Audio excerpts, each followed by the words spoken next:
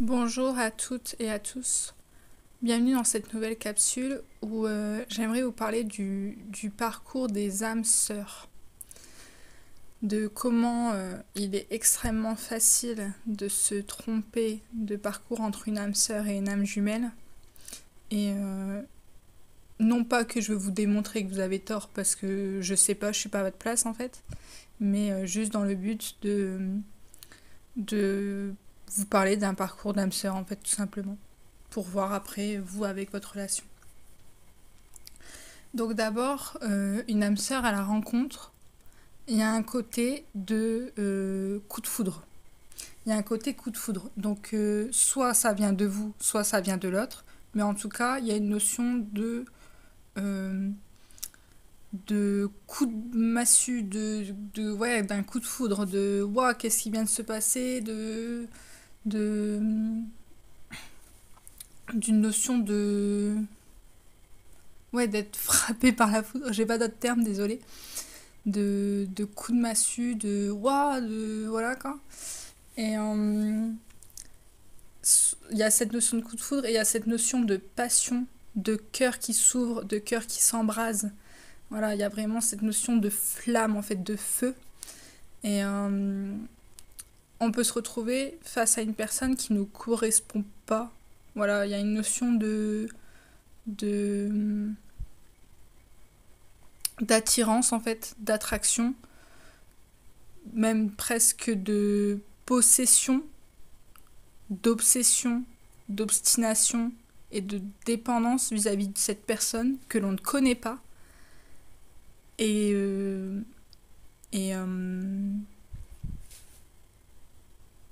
une personne sur qui on se serait pas retourné en fait. Une personne, soit c'est un coup de foudre et on se dit waouh, c'est la personne qu'il me faut, entre guillemets, soit c'est. Vous allez vous sentir attiré, mais vous allez vous dire je comprends pas en fait. La personne, rien ne me plaît chez elle en fait. Mais rien. Voilà. Il y a ce côté-là en fait, au niveau de la rencontre. Après, la relation, alors là ça prend plusieurs formes, mais c'est une relation qui va avoir du mal à prendre. Et souvent vous allez en souffrir. Donc ça peut être une relation où on sait qu'on s'attire mais on se met pas ensemble. Une relation où ça peut être une notion purement sexuelle. Voilà. De jeu d'attirance, de jeu d'attraction. Voilà. Où il peut avoir une mise en couple, mais qui va soit avoir du mal à se faire, soit qui va se faire, mais qui va casser assez rapidement. Et en fait, il y a un problème d'engagement à la base. Voilà, il y a un souci d'engagement. Voilà. On sent qu'il peut avoir des secrets, des non-dits. Voilà, déjà, quand ça commence comme ça, voilà. Il peut avoir aussi beaucoup de reproches. Voilà, si la relation, elle va pas dans notre sens, on va faire des reproches. Sans spécialement se mettre à la place de l'autre, c'est-à-dire que c'est une personne qu'on ne comprend pas, qu'on ne connaît pas, voilà. C'est juste qu'on est attiré par cette personne, on ne sait pas pourquoi, mais voilà. Il y a une notion aussi de... On voudrait bien que la relation, elle prenne, mais aussi que elle ne change pas dans le sens où on ne veut pas que l'autre change. Parce que ça comble en fait nos besoins. C'est-à-dire qu'on a une personne en face qui nous ouvre le cœur, où on a un amour passionnel, où on a un coup de foudre, et il y a une notion de mais en fait j'espère que ce moment-là il va pas bouger quoi. Voilà, que la personne elle va pas partir, que la personne elle va pas bouger parce qu'elle comble nos besoins. Généralement aussi on peut se mettre à avoir énormément de peur. Voilà, de peur que l'autre parte, de peur qu'on hallucine, de peur des peurs par rapport à l'autre, de j'ai peur pour toi. Voilà, beaucoup de peur vis-à-vis de l'autre en fait. Voilà. Après, il y a, oui, comme je vous ai dit, une notion d'attraction, d'obsession, de dépendance, de possession. Et il y a un côté, je dirais, souvent ce qu'on peut retrouver dans les relations, qu'elles ont pris ou qu'elles n'ont pas prise, on va dire. Il y a une notion de sexe qui est malsain, voilà.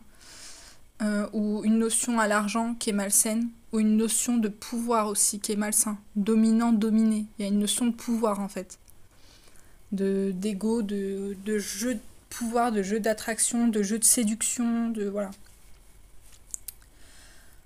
Après, voilà, il y a une obstination, il y a une dépendance. Voilà quoi. Ouais. Après, au moment de la séparation, donc la personne qui va partir, elle part pas parce qu'elle est dans le déni, voilà, voilà, mais elle part parce qu'elle s'en fiche en fait. Elle va faire sa vie, voilà. Et l'autre personne qui, elle, on va dire, a subi la rupture, je vais dire ça comme ça, va rentrer en nuit noire de l'âme vis-à-vis des âmes sœurs. Je vous invite à aller voir la vidéo que j'ai tournée là-dessus. Cette personne-là, elle va vouloir absolument que l'autre revienne. Elle va être dans une obstination, dans une incompréhension, dans des souffrances extrêmes. Voilà. Et elle va avoir aussi énormément de signes de l'autre, parce qu'on est dans un lien d'âme. Et donc on va avoir des signes énergétiques, des prénoms, des noms, il peut avoir des sortes de montées de Kundalini, il peut avoir de la télépathie, voilà, beaucoup de signes. Et du coup, la personne qui aura subi la rupture ne comprendra pas ce qui se passe en fait. Il y aura une notion où elle sera extrêmement chamboulée, elle comprendra pas pourquoi elle a autant de signes alors que l'autre n'est pas là, qu'elle n'arrive pas à matérialiser la relation, que ça se passe pas, et voilà. Il y a une notion de je comprends pas en fait, voilà. Je comprends pas pourquoi on me ramène vers cette personne. Et toute la souffrance et l'incompréhension va l'amener à découvrir généralement le concept des flammes jumelles. Et là, je dirais que c'est à double tranchant. C'est-à-dire que généralement, quand on va découvrir le concept, il va avoir une notion de soulagement, de enfin ma souffrance, elle prend sens, en fait. De ah, c'est bon, j'ai compris en fait pourquoi j'arrivais pas à oublier cette personne, pourquoi je souffre autant, pourquoi, voilà. Voilà. Et du coup, il y a une notion d'attachement au concept où on va lire tous les bouquins possibles et inimaginables, on va regarder tous les tirages de cartes possibles et inimaginables, on va lire toutes les vidéos possibles et inimaginables. Voilà. Parce qu'on va être attaché à ce concept, on va même pas le remettre en question, voilà. Et il n'y a pas non plus justement de remise en question de la relation, de ce qu'elle nous apporte, de ce qu'elle nous a plutôt pas apporté. Voilà, il y a vraiment une option de ça ne peut être que ça. Voilà, et du coup je vais pas le remettre en question et je suis sûre qu'en face c'est ma flamme jumelle. J'en suis persuadée en fait. Mais vous allez en être persuadé parce que c'est le concept qui va vous le dire, entre guillemets, mais pas parce qu'au fond de vous, vous le sentez. Voilà. Et du coup, c'est à la fois, c'est un piège et ça ne l'est pas, dans le sens où ça dépend comment vous utilisez la flamme. Si vous utilisez le concept de flamme pour travailler sur vous, c'est très bien. Mais généralement, les personnes, elles vont plutôt se piéger là-dedans, dans le sens où elles vont, je sais pas, se mettre sur des groupes, sur des réseaux sociaux, où elles vont critiquer l'autre. Voilà. Il va y avoir des murs entiers déversés de haine. Voilà.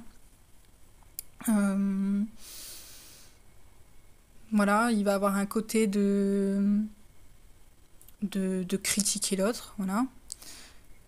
En fait, de se retourner vers l'autre, et c'est ça qui est plutôt, je dirais, pas bon, parce que quand on est en nuit noire, il faut se retourner vers soi.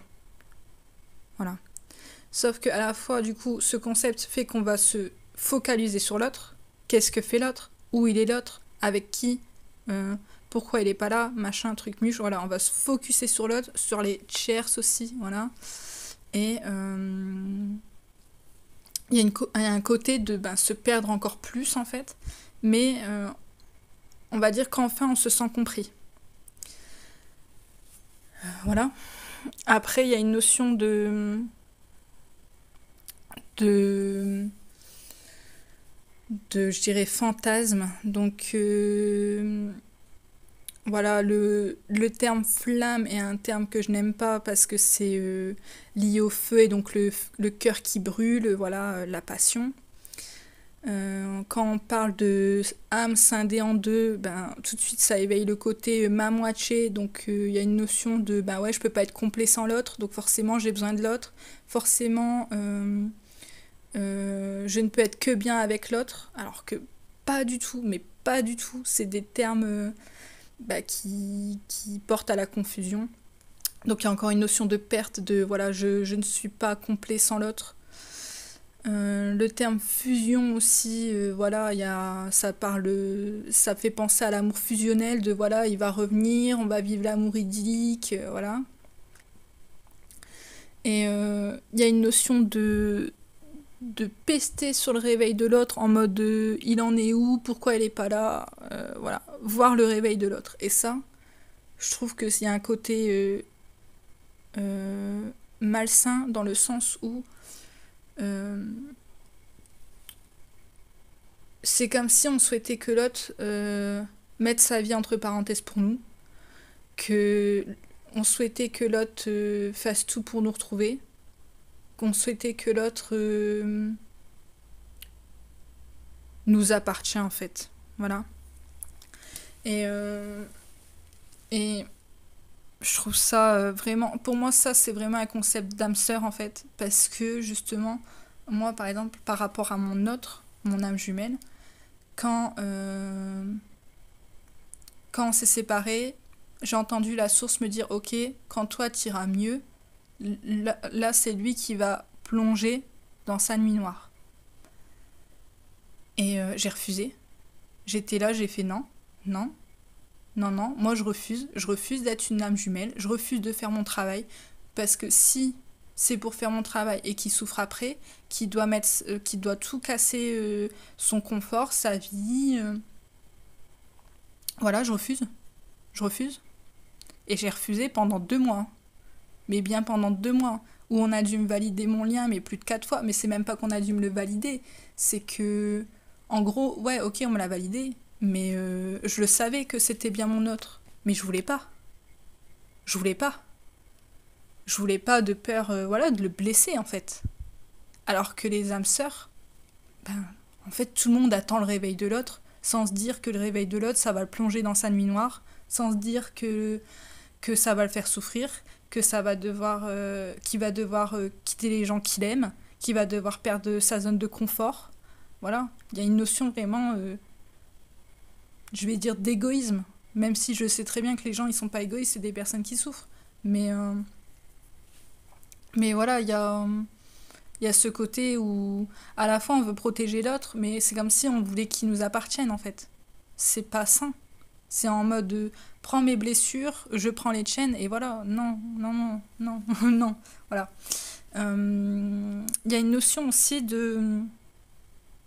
avec le concept de flamme jumelle que ça prend sens et du coup il y a une notion de euh, j'ai pas pu faire tout ça pour rien. J'ai pas pu perdre mon temps en fait.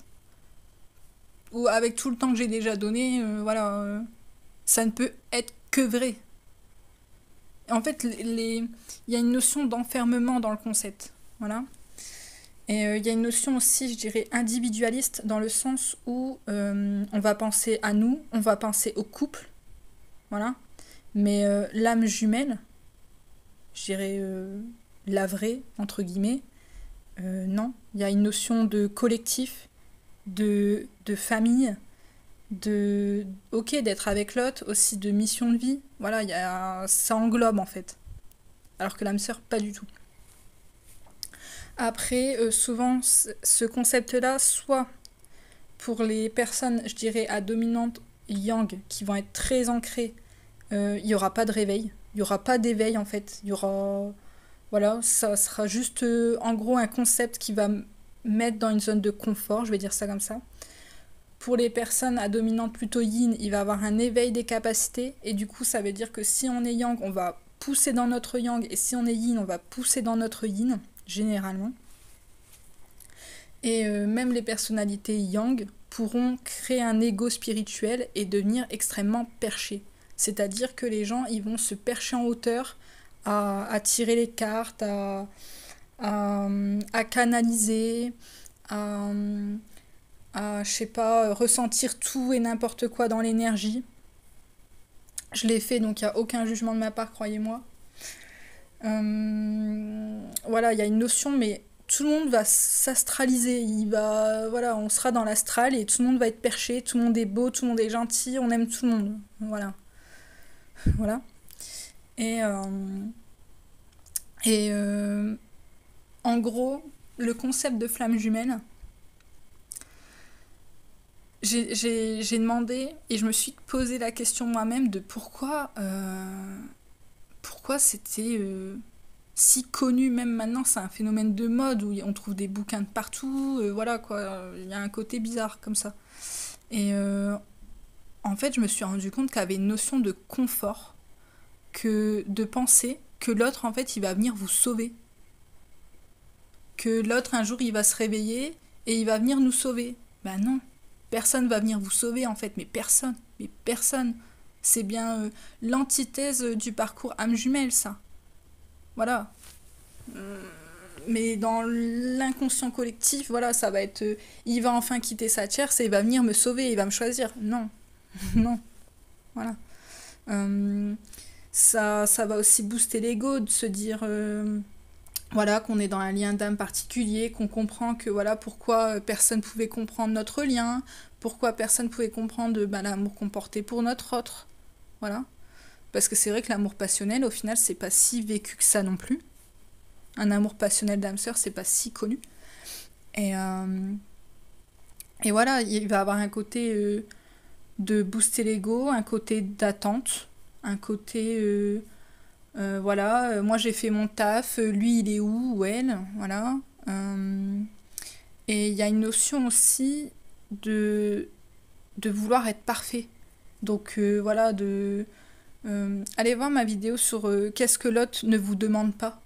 De voilà, par exemple, plus avoir aucune addiction, manger sainement, faire du sport, tout ça, mais être en gros vouloir être parfait. Et ça c'est un côté à la fois positif et négatif, dans le sens où en fait les gens qui vont rentrer dans ce parcours, dans ce concept, ils vont retourner à prendre soin d'eux, mais il va avoir une notion de résultat en fait. C'est pas prendre soin de moi pour prendre soin de moi, c'est voilà, je vais travailler sur moi pour que l'autre revienne, je vais arrêter de manger de la merde pour que l'autre revienne, je vais me mettre au sport pour perdre autant de kilos pour que l'autre revienne. Et il y a une notion de un côté but à atteindre inaccessible de la perfection qui devient clairement dangereux en fait. Voilà. Et, euh, et pour finir, du coup, souvent après, ben, quand on part dans l'astral, à un moment donné, ça va, on arrive à redescendre. Et c'est là qu'on va remettre en cause voilà, le concept, tout ce qu'il apporte. Et on va rentrer, je dirais, dans une zone de détachement. Voilà. Et à ce moment-là, je dirais qu'on a plutôt... en fait, on travaille les blessures, parce qu'il y a quand même du travail. Voilà, faut pas rêver. Et du coup, en rentrant dans une zone de détachement, on va finir par oublier l'autre et accepter. On va plus se dire tout le temps que j'ai perdu. Non, on va juste en gros conclure notre contrat avec notre âme sœur et on va accepter, on va juste oublier l'autre en fait. Voilà. L'autre ne va pas revenir. Alors, après, c'est possible que l'autre revienne, mais quand il revient, ça dure pas plus de quelques semaines. Voilà. Et, et souvent, c'est pour justement conclure le contrat avec l'âme sœur. Voilà, souvent ça peut être juste un merci. Un merci, je suis désolée de t'avoir fait souffrir et bonne continuation. En fait, souvent c'est ça. Voilà. Et du coup, on finit par oublier l'autre et ça ne nous fait pas souffrir. On n'est pas non plus dans une notion de deuil forcé ou voilà. C'est vraiment, on est ok, on est apaisé, on est dans l'acceptation de ce qui s'est passé et voilà. Souvent, c'est comme ça que ça se termine les âmes sœurs. Et c'est parce qu'on a compris du coup la leçon karmique que cette personne est venue nous apporter. Et la leçon de vie en fait. La leçon de vie que cette personne est venue nous apporter. Et souvent la leçon, c'est de ne pas rentrer dans le sacrifice par amour en fait. Voilà. La notion de respect de soi, la notion d'individualité, la notion d'amour de soi, d'estime de soi. Voilà. Ok, j'espère que cette vidéo elle pourra vous aider. Voilà, à vous retrouver ou pas. Voilà. Et je vous dis à très bientôt pour une prochaine vidéo.